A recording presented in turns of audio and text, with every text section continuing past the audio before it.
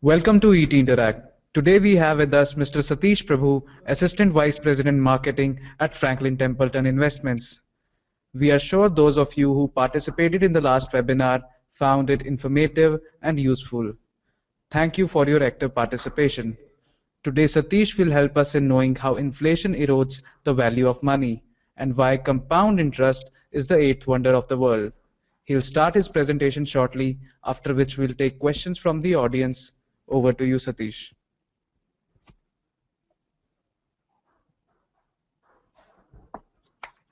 Thanks, Karan.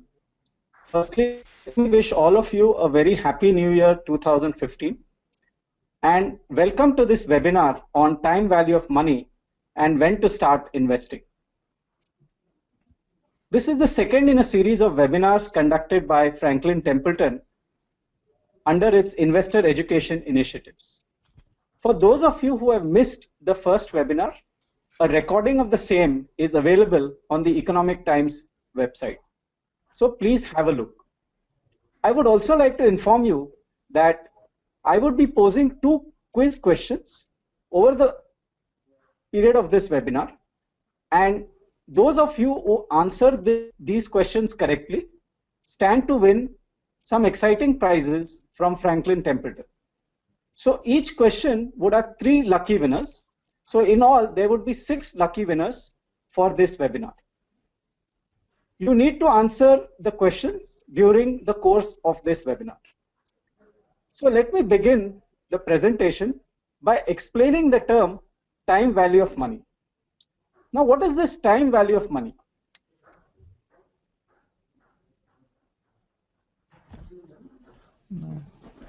Now, if you see this house, this is a typical dialogue that you may have heard from many people. I too have heard this from many people, wherein we say that, oh, this house was available for 50 lakhs a few years ago, and today the cost is 1 crore.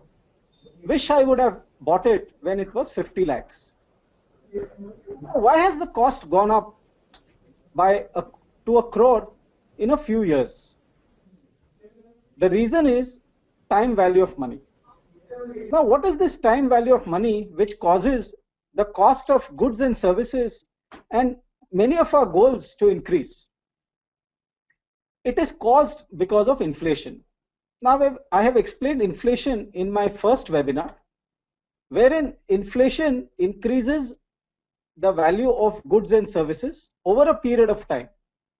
So you are not able to buy something today for the same amount of money that you were able to buy yesterday. You need some more money to buy that same good today. So that is inflation, which I will take some examples over the course of the webinar. Now, what inflation does is it reduces the purchasing power of money. And you'll see that a 100 rupee note loses its value over a period of time. For that matter, money loses its value over a period of time because of inflation. We hear our parents or grandparents saying many a times that during our time a 10 rupee note or a 50 rupee note had great value. Today these notes have very less value. A very good example is, say, the 25 and the 50 paise coins. They were in circulation a few years back, and today no one uses them. Why is that? That's because time has eroded the value of money. So you need higher denomination currency to use today because inflation has impacted the value of money. Here is an example that will help you explain time value of money better.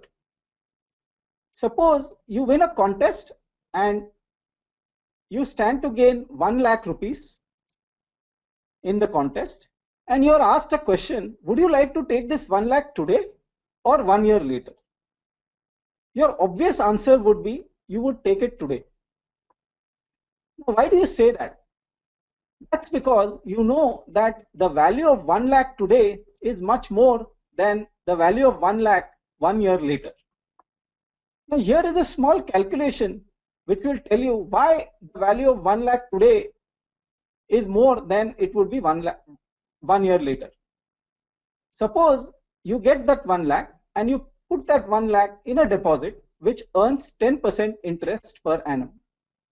After 1 year, that 1 lakh would earn 10,000 rupees as interest, and your deposit would become 1,10,000 after 1 year. So hasn't 1 lakh become 1,10,000 after 1 year? That is the time value of money.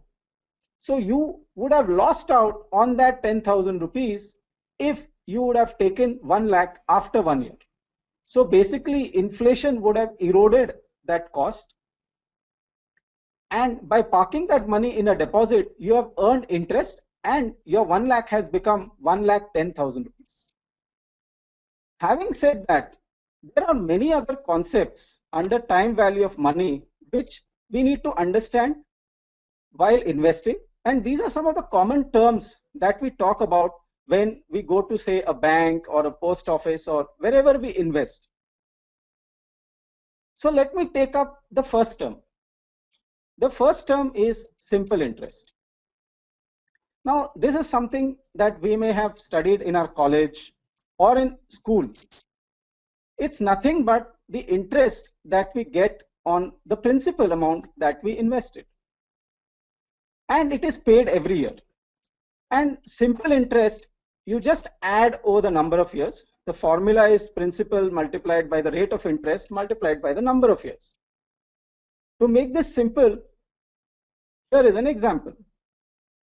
Suppose you have 10,000 rupees which you invest in a deposit for 2 years, and you get 10% interest per annum on that deposit. Now, how do you calculate simple interest on that? Simple interest is nothing but the interest that you receive every year. So at a 10% rate of interest, you would get 1,000 rupees in the first year and 1,000 rupees in the second year. That way, for the 2-year period, you get 2,000 rupees. So simple interest is, I would say, very simple to calculate. So you have 2,000 rupees in 2 years. But this is not the term that we use on a day-to-day basis. It is just that you need to know what is simple interest. The main term that we use on a day-to-day basis, be it for parking money in banks or post offices or for any of the deposits or any of the other saving instruments, is compound interest. Now, the big difference between simple interest and compound interest is, one clearly is that compound interest is more than simple interest. That's because compound interest pays you interest not only on the principal but also on the interest component. So this is the most important point, that compound interest pays you interest not only on the principal but also interest. So there is a formula attached to compound interest, but maybe that formula is much clearer when I take this example. So using the same example of simple interest, you park 10,000 rupees for a 2-year period in a deposit which gives you 10% per annum. In the first year, everything remains the same. You get 1,000 rupees as interest. This is just an assumption, so I'm not saying that all deposits give you 10% or the 10% returns are available everywhere. In the second year, you can see the difference. Your principal in the first year has now become 11,000 rupees because of the 1,000 interest that has been added. In the second year, the interest is now calculated on 11,000 rupees and not on 10,000 rupees. So here, the definition of compound interest comes into play, where I am paying you interest not only on the principal but also on the interest component. So now what you get in the second year is 10% of 11,000, which is 1,100. So overall, in the 2-year period, you have got 2,100 rupees as interest, which is more than what you could have got under a simple interest. So you've got 100 rupees more. Now, the magic here is that compound interest keeps growing as the number of years increases.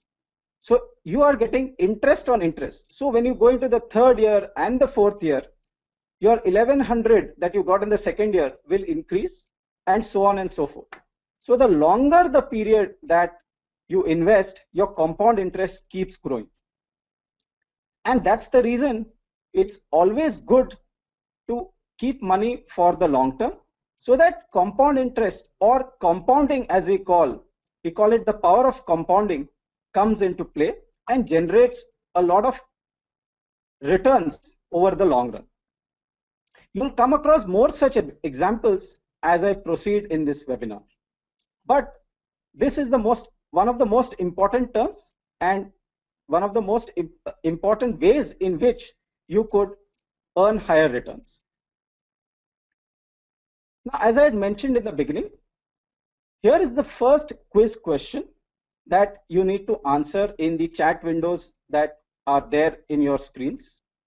So people who answer it correctly will be choosing 3 lucky winners, and they stand to win some exciting prizes from Franklin Templeton. The winners would be announced on the Economic Times website. What will be the simple interest earned over 3 years if you invest rupees 1 lakh in an account which earns 6% per annum?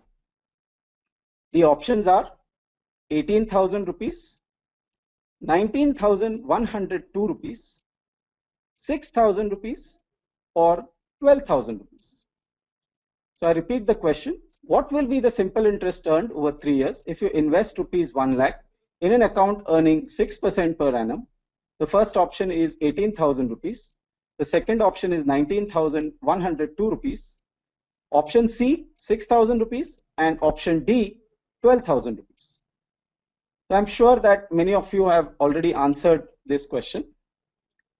I now continue with the presentation, and we move on to another important term that we need to know while investing, and that is future value. Now, future value is nothing but the cost of a good or a service, or the cost of any of your goals in the future, and it takes into effect the impact of inflation on that particular goal. Now, why is this important?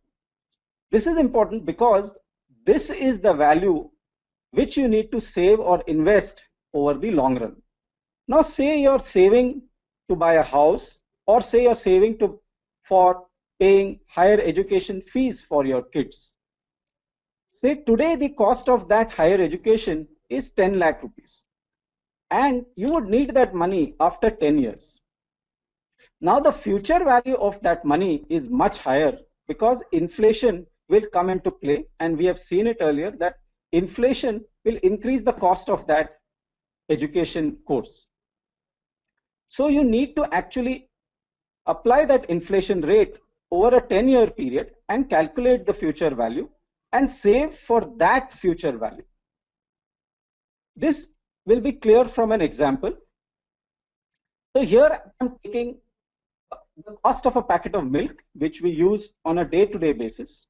Say the cost of milk today is 50 rupees, and we assume an inflation rate of 10%. Now inflation rate, the actual inflation rate is different. So this is an assumption that we are using here to make the calculations simple.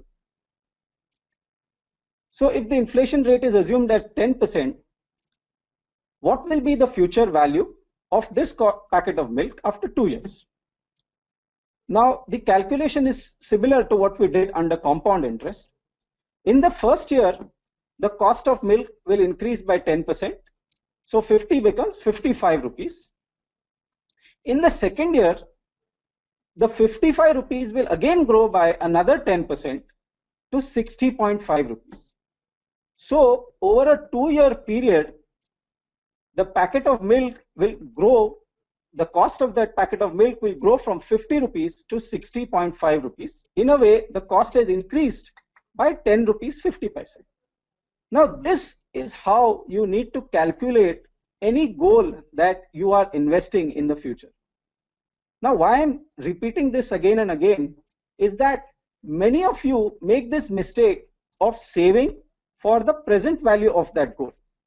say, as I gave you that example of the higher education course, if the cost is 10 lakhs, you would be perhaps saving for that 10 lakhs instead of saving for that higher amount, which is padded up with inflation over the next 10 years, like we have calculated the cost of milk over the next 2 years. So that is very important, that when you save, you need to save for the future value of any of your goals. That's very important, and that again is the house that we showed in the first slide, the cost of that house going up from 50 lakhs to a crore. So the 1 crore would have been the future value of that house when you had actually seen it when it was at 50 lakhs. Moving on to the next term, which is present value. Present value is nothing but the eroded value of money after a period of time. Now we say that a 100 rupee note has lost its value. It has got very less value. Now, how do you calculate what do you mean by very less value? Here is that example. You have 100 rupees in your pocket today, and you want to know what is the worth of that 100 rupees after 1 year. Now here too, you are assuming the inflation rate. So in all these calculations, inflation is a very important term. I would say that inflation should be your biggest enemy. You have to earn more than inflation. You have to beat inflation somehow in your investments. That is very important. Then only it's possible to maintain that purchasing power of your money. Then only it's possible to ensure that the money that you have doesn't erode in value. Now in this calculation, you'll see that the present value of your 100 rupee note after 1 year would actually be around 91 rupees, because inflation of 10% has taken over, and the 100 rupee note is actually worth only 91 rupees in 1 year's time. So this is what we say that, 100 rupees ko koi value nahi hai. That's what we talk about day in and day out. So this is how it's actually calculated, and how it erodes is by the power of inflation. So year over year, this erosion will keep happening. But as I mentioned, it's very important to beat inflation wherever you make your investments. Now, how do you do that? Firstly, look at the rate of return. Your rate of return has to be more than the inflation rate. So if today's inflation rate is around 6 or 7%, you need to get your investment returns which are higher than that, else you will not be able to maintain your purchasing power. As I had mentioned in my previous webinar, if you save money only in your savings bank account, which is giving you 4% rate of return, you would not be able to beat inflation. So you need to invest in those instruments which are capable of delivering returns which are higher than inflation. Now, what is this term called? This term is called the real rate of return. Why do you call it real rate of return? It is because it is that rate of return which is over and above the inflation rate. Now say you have an investment which is giving you a return of 15%, and the inflation rate, as we have assumed, is 10%. Now what is the real rate of return out here? As per this calculation, the real rate of return is 5%, which is 15% less the 10% inflation rate. So what have you got? You have got 5% over and above the inflation rate. An important point to be noted here is that the real rate of return always has to be positive. If you are getting a negative real rate of return anywhere, that means surely you are eroding your purchasing power. As I mentioned, a savings bank account will definitely erode your purchasing power. You can do the calculation here itself. Your savings bank account, if it gives you 4% returns and inflation is assumed at 10%, your real rate of return is minus 6%. So your wealth will erode at the rate of minus 6% every year. So ensure that you always get positive real rate of return. Another thing to keep in mind when you invest, besides having that positive real rate of return, is to start investing early. Always have this in mind that you need to start at the earliest. This is a question many people ask. When should I start investing? There is no specific answer. You must start at the earliest. If you have not yet started, the sooner the better. I know of so many people who say that, I started saving right from my first salary check. There are many others who say that I have saved in my child's name right since the first day of my child's birth. Isn't that a wonderful idea to start saving right from day one when your child was born? So it's always very important to start saving early. Now the question is, why should I start saving early? So there are examples which I'll show you, but the clear answer is the power of compounding. The more you give time for the power of compounding, the more higher would be the overall returns that you would get. Renowned scientist Albert Einstein has rightly said, compound interest is the eighth wonder of the world. He who understands it earns it. He who doesn't pays it. Isn't that lovely? Wouldn't we like to invest in something which has compound interest and stay invested for a very long time? Power of compounding, as I've said earlier, earns interest on interest, and longer the time horizon, higher is the effect.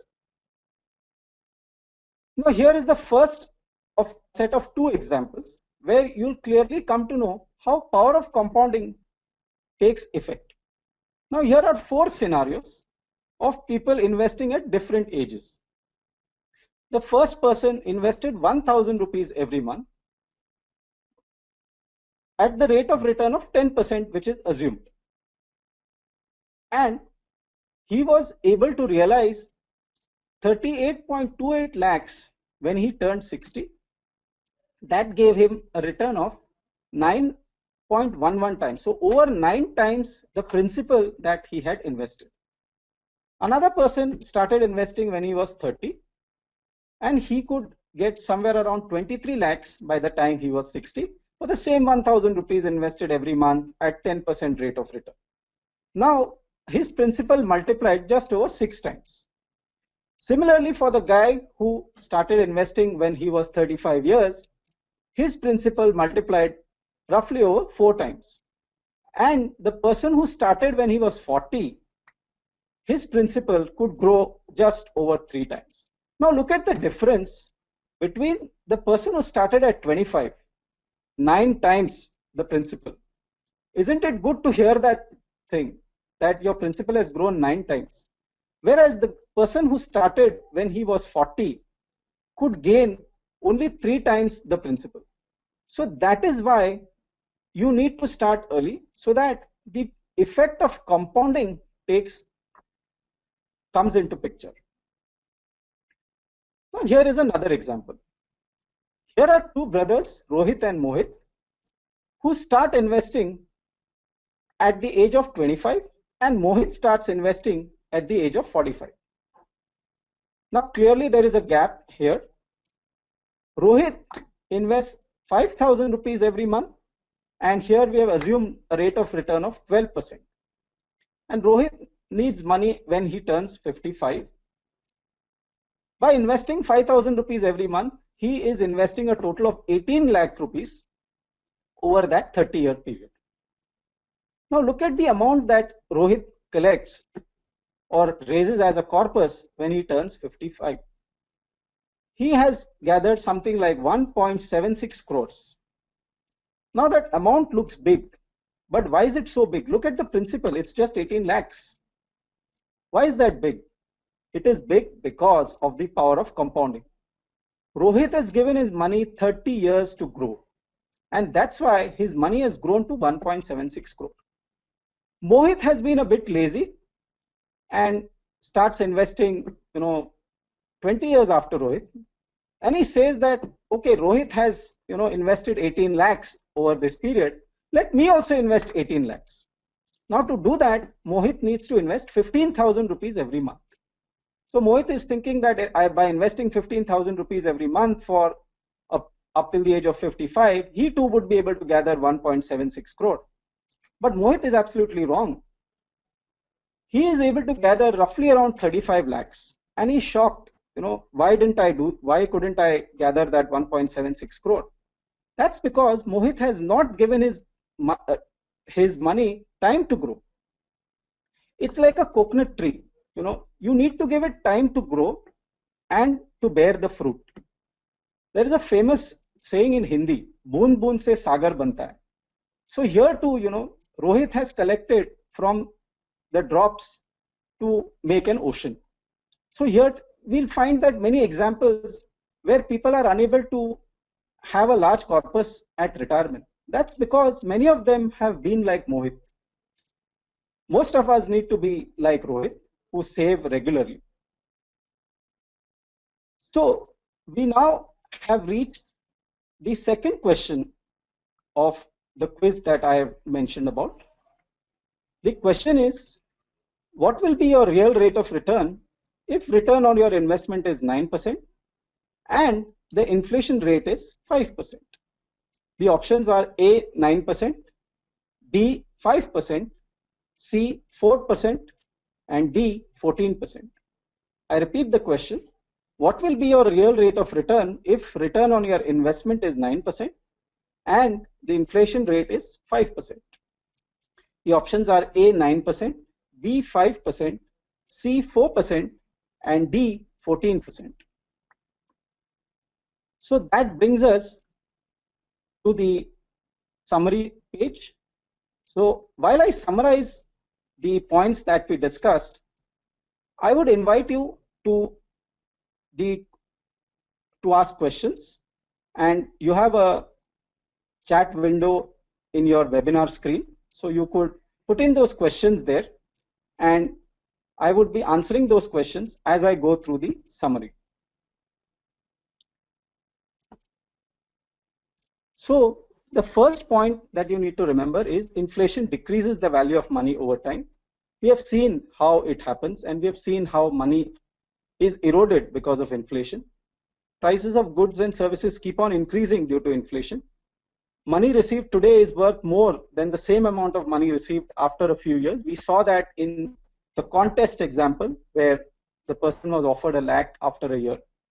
In real terms, inflation reduces the actual return you earn on your investment. So it's very important to earn a higher real rate of return. So you need to earn much more than the inflation rate when you invest. Compound interest yields more returns than simple interest. So you've seen how compound interest is calculated and why investing for a longer period gives you a higher effect of power of compounding. So always go in for the power of compounding and stay invested for a longer time frame. And start investing as early as possible. So these are the few mantras that you need to remember while investing. And we have just begun the new year, and I'm sure it's a very opportune time to take these mantras forward and invest for the long term. I would also like to invite you for our third webinar, which will be hosted on the 21st of January. The title would be, "Are your finances getting better or worse?" So we would be basically telling you how to check the health of your finances. So it's basically checking how your finances are faring. So that webinar would be held on the 21st of January. So I would take your leave now. So till then, have a nice time and happy investing. Bye.